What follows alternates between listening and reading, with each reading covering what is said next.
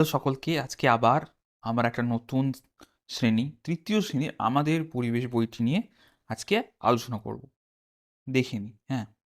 এখানে অনেকে খেলছে, হ্যাঁ, অনেকে রাস্তা দিয়ে যাচ্ছে। একটা পার্কের ছবি দেওয়া রয়েছে প্রথমেই। তারপর আমরা জেনে নেব যে প্রথম সংস্করণ হয়েছিল ডিসেম্বর 2012-তে। হয়ে গেল? নেক্সট। নেক্সট আমরা দেখে নেব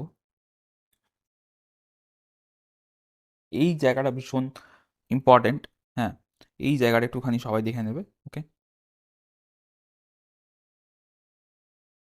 এখানে অনেকগুলো চ্যাপ্টারের মতো করে দেওয়া রয়েছে, দেখুন দেখুন করা রয়েছে 1, 2, 4, 6টা, 8টা, 8খানা মাত্র চ্যাপ্টার রয়েছে।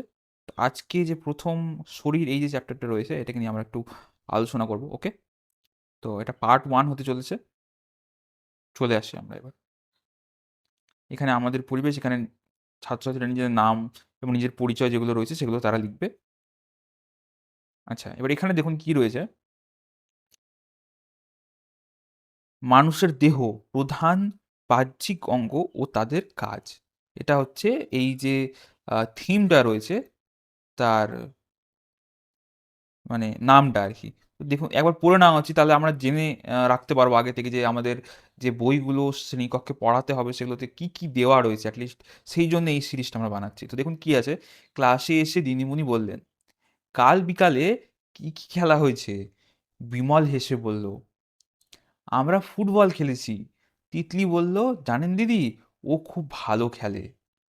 ফুটবল খেলায় পায়ের কাজ অনেক বেশি, খুব ছুটতে হয়। তারপর হামিদ বলল, "দিদি, আমরা ক্রিকেট খেলেছি।" রিনা বলল, "ক্রিকেট খেলায় হাত ও পা দুইয়েরই অনেক কাজ, তাই না দিদি?"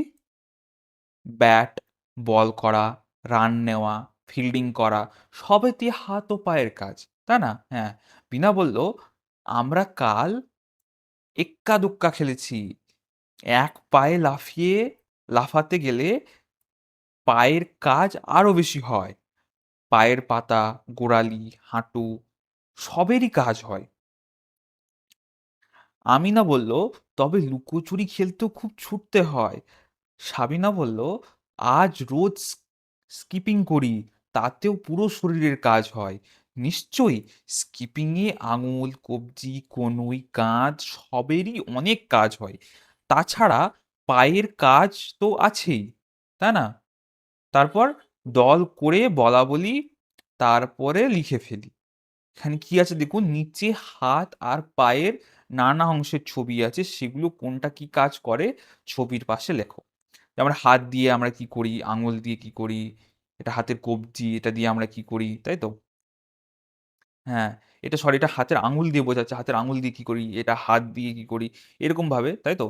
তারপরে এই যে কনুইয়ের কাজ কি আছে, পায়ের কি কাজ আছে, পায়ের যে এই নিচের অংশটা আছে সেটার বা কি কাজ আছে, এই অংশটারই বা কি কাজ আছে, তাই তো? পায়ের আঙুলের কি কাজ আছে, এরকমভাবে আমরা জানবো, হ্যাঁ?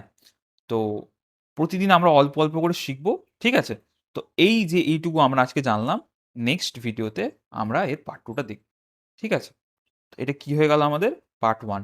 এর পরবর্তী ভিডিওটা খুব শীঘ্রই আসবে, হ্যাঁ? এবং আরো অনেকগুলো ভিডিও অলরেডি করে রাখা আছে। সেগুলো যদি আপনারা দেখতে চান তো আপনারা প্লেলিস্ট ভিজিট করতে পারেন আমার চ্যানেলে, এবং ডেসক্রিপশনে অলরেডি লিংক দেওয়া রয়েছে।